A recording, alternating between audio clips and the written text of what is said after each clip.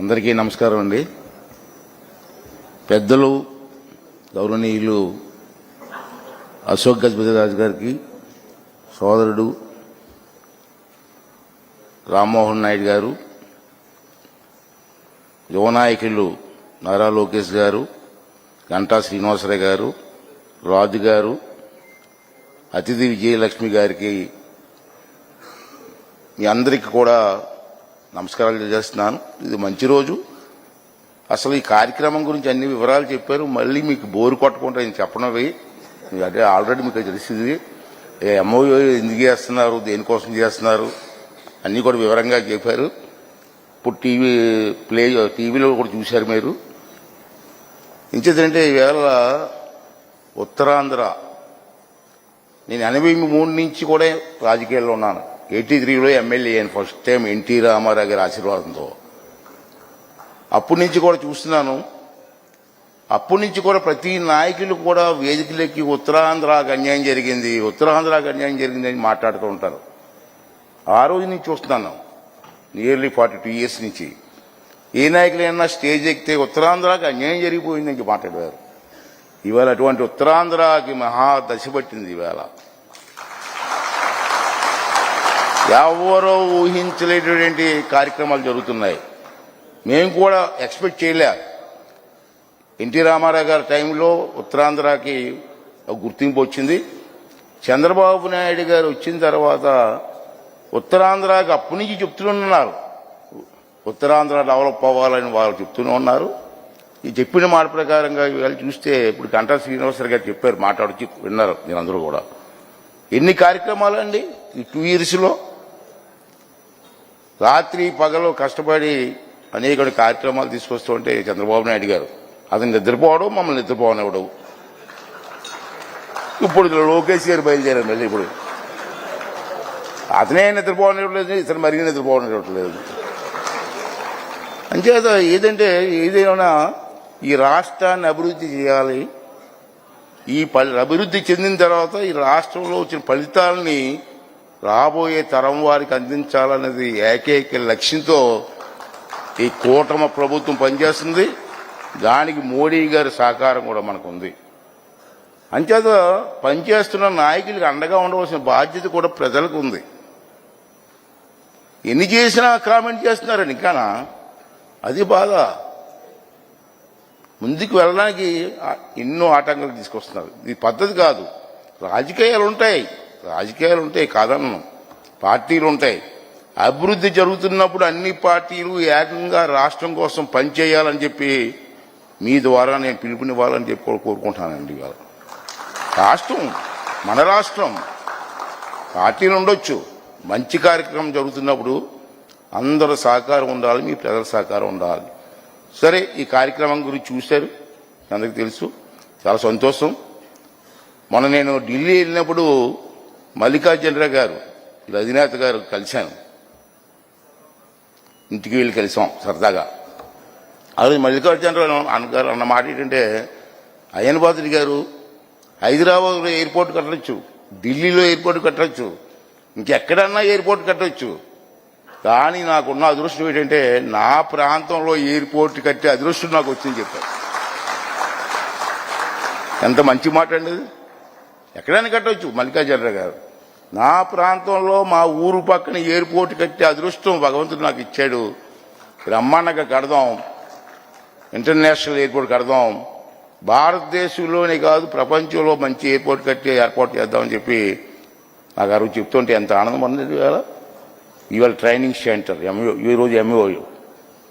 ఇవాళ విమాన రంగంలో కొరత ఉంది, టెక్నీషియన్స్ కొరత. దానికి ట్రైనింగ్ సెంటర్గా ఇవాళ పెట్టాలి, ఇక్కడే పెట్టాలని నిర్ణయం తీసుకోవడం. దానికి అశోక్ గజపతిరాజు గారు కూడా పెద్ద మనసుతో ముందుకు వచ్చి మాన్సాస్ ల్యాండ్స్ ఆ కార్యక్రమానికి ఇవ్వడం. అశోక్ గారి గురించి నేను చెప్పాల్సిన లేదు. అతని గురించి తెలియంది ఎవరికండి? పోసపాటి వంశం అంటే తెలియంది ఎవరికి? మనందరికీ తెలుసు. కాకపోతే నా బాధ ఏంటంటే అశోక్ గారు చాలా సింపుల్గా ఉంటారు, ప్రచారం అవసరం లేదు అతనికి. ఈ రోజులు మనం చూస్తాం 10,000 డొనేషన్ ఇచ్చి ₹1,00,000 అడ్వర్టైజ్మెంట్ తీసుకుంటారు. చూస్తున్న పేపర్లు చూస్తున్నాం కదా లోకంలో 10,000 రూపాయలు డొనేషన్ ఇస్తారండి. 1,00,000 రూపాయలు అమ్మో 10,000 రూపాయలు అనౌన్స్ డొనేషన్ ఇచ్చారు, 1,00,000 రూపాయలు అడ్వర్టైజ్మెంట్. మీరు ఎంత ల్యాండ్ డొనేట్ చేశారు అతను ఎప్పుడో ప్రచారం చేసుకున్నారండి. చిన్న కారు అండి ఇంట్లో ఉంది, ఇంత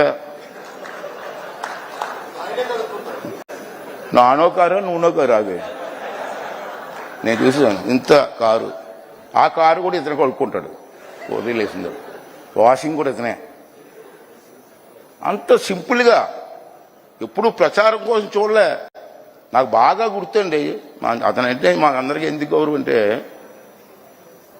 ఇందా చెప్పారు కోరుకొండ సైనిక్ స్కూల్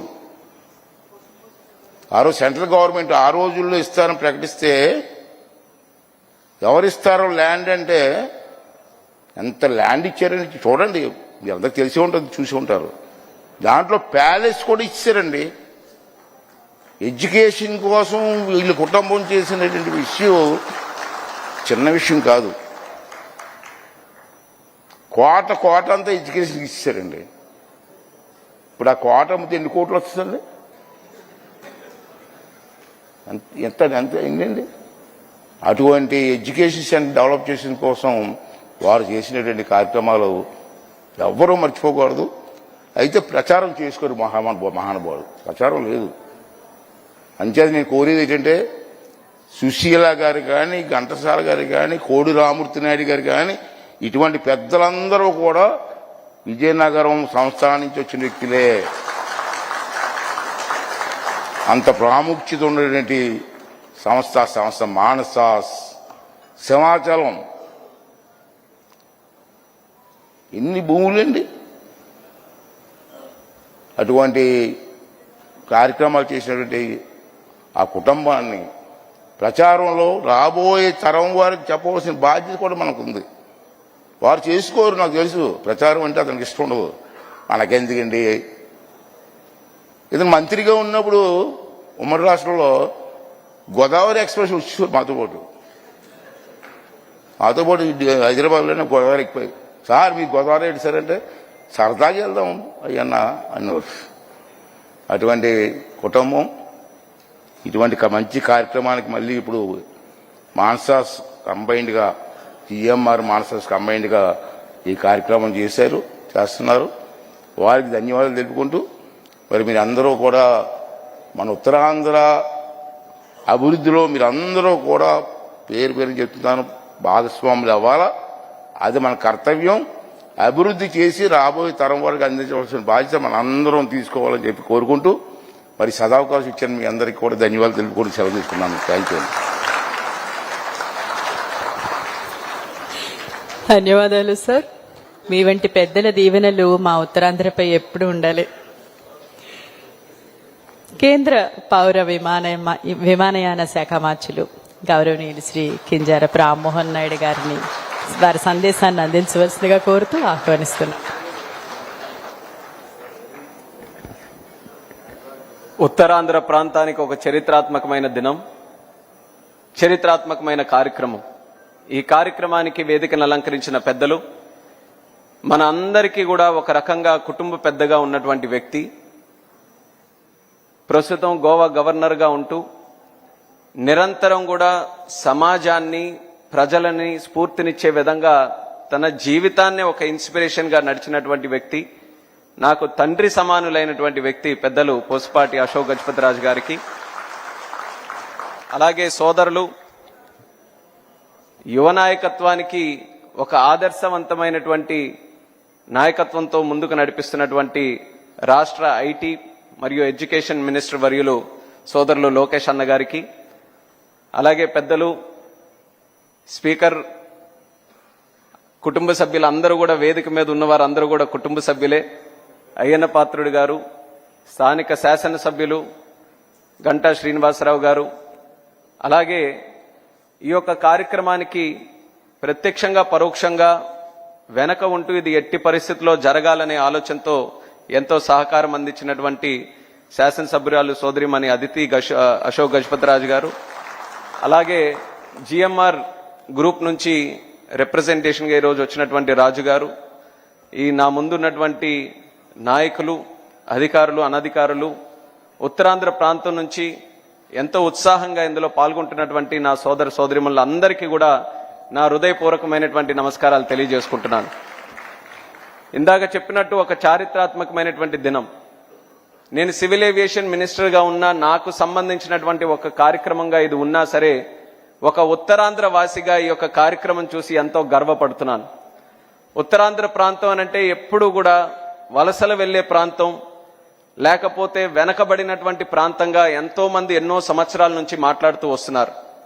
కానీ ఈ 18 నెలలు మన రాష్ట్ర ముఖ్యమంత్రి వర్యులు చంద్రబాబు నాయుడు గారు, అలాగే మన ఐటీ శాఖ మంత్రివర్యులు లోకేష్ అన్న గారు, వీళ్ళిద్దరూ కూడా ఈ ఉత్తరాంధ్ర మీద, ముఖ్యంగా విశాఖపట్నం మీద పెట్టినటువంటి దృష్టితో ఇప్పటి వరకు ఉన్నటువంటి ఉత్తరాంధ్ర వేరు, రేపు రాబోతున్నటువంటి ఉత్తరాంధ్ర వేరు అని ఒక జనరేషనల్ షిఫ్ట్ తీసుకొని వచ్చినటువంటి ఘనత ఈరోజు వాళ్ళిద్దరిది అన్నది ప్రత్యేకంగా తెలియజేసుకుంటున్నాను. విశాఖపట్నం ముందు నుంచి ఎప్పటి నుంచో ఉత్తరాంధ్రకే ఒక వేదికగా, ఒక కేంద్రంగా ఉండేది. కానీ గత 18 నెలలుగా జరుగుతున్నటువంటి ఇక్కడ కార్యక్రమాలు చూస్తే ఈ విశాఖపట్నం గాని, ఉత్తరాంధ్ర గాని ప్రపంచానికే ఒక కేంద్రంగా రేపు తయారవ్వబోతుందన్నది ఈ సందర్భంగా తెలియజేస్తున్నాను. అందులో ఏవియేషన్ తాలూకా పాత్ర కూడా చాలా ప్రాముఖ్యత కలిగినటువంటిది. మీరు ఇప్పుడు చూస్తున్నారు, దేశంలో ఎక్కడికి వెళ్ళినా ఏవియేషన్ గురించి అందరూ మాట్లాడుకుంటున్నారు. ఒక రకంగా ఏవియేషన్ ఈరోజు అందరితో కూడా కనెక్ట్ అయి ఉన్నటువంటి సబ్జెక్టుగా మారింది. అలాంటి ఏవియేషన్ ఈరోజు ఇంత పెద్ద ఎత్తున మన దేశంలో గ్రో అయిందనంటే దానికి కారణం మన ప్రధానమంత్రి వర్యులు నరేంద్ర మోదీ గారు. ఆయన 2014లో ప్రధానమంత్రి అయినప్పుడు ఈరోజు మనకి గోవా గవర్నర్గా ఉన్నటువంటి అశోక్ గజపతిరాజు గారు ఆ రోజు కేంద్ర మంత్రిగా ఉన్నారు. వాళ్ళిద్దరూ కలిసి ఆలోచించి ఆ రోజు ఒక పునాది వేసి ఏవియేషన్కి గత 10 సంవత్సరాలుగా ప్రతి సంవత్సరం 12% గ్రోత్ రేట్తో ఎదిగినటువంటి ఏకైక సెక్టర్ మన దేశంలో ఏవియేషన్ సెక్టర్ అని అంటే దానికి ఆ రోజు పునాది వేసినటువంటి అశోక్ గజపతిరాజు గారికి కూడా ఎంతో క్రెడిట్ చెందుతుందని కూడా ఈ సందర్భంగా తెలియజేస్తున్నాను. ఇప్పటికీ కూడా మా ఏవియేషన్ శాఖలో ఏదైనా ఒక మంచి కార్యక్రమం గురించి ఈరోజు కూడా చెప్పాలనంటే దాని పేజీలు చరిత్ర తిరగరాసి చూస్తే అందులో అశోక్ గజపతిరాజు గారి తాలూకా పాత్ర స్పష్టంగా ఈ రోజు వరకు కూడా కనిపిస్తుంది.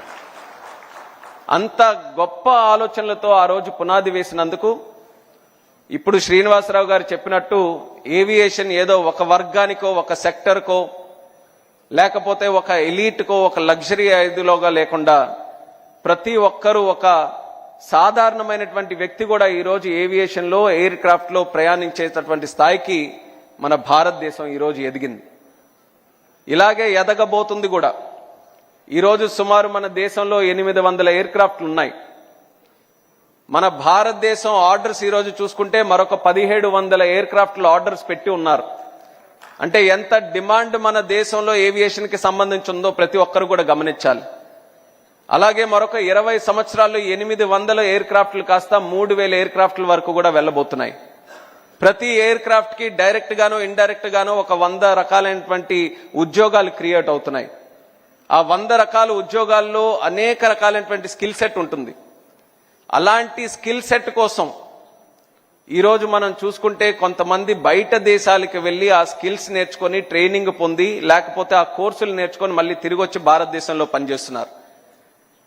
అలాంటి ఆ యొక్క గ్యాప్ ఏదైతే ఉందో అది మన నారా చంద్రబాబు నాయుడు గారు గమనించి ఎందుకు మన దగ్గరే ఆ స్కిల్ సెట్ కానీ, ఆ ట్రైనింగ్ కానీ, ఆ యూనివర్సిటీలు కానీ మన దగ్గర ఉండకూడదని ఒక మంచి ఆలోచనతో మన ఉత్తరాంధ్ర ప్రాంతంలో ఈరోజు ఏవియేషన్, డిఫెన్స్, అలాగే ఏరోస్పేస్ కి సంబంధించి ఎడ్యూసిటీ ఆ ఆలోచన చంద్రబాబు నాయుడు గారు మొట్టమొదటగా ఆలోచించి అది ముందుకు పెట్టడం జరిగింది.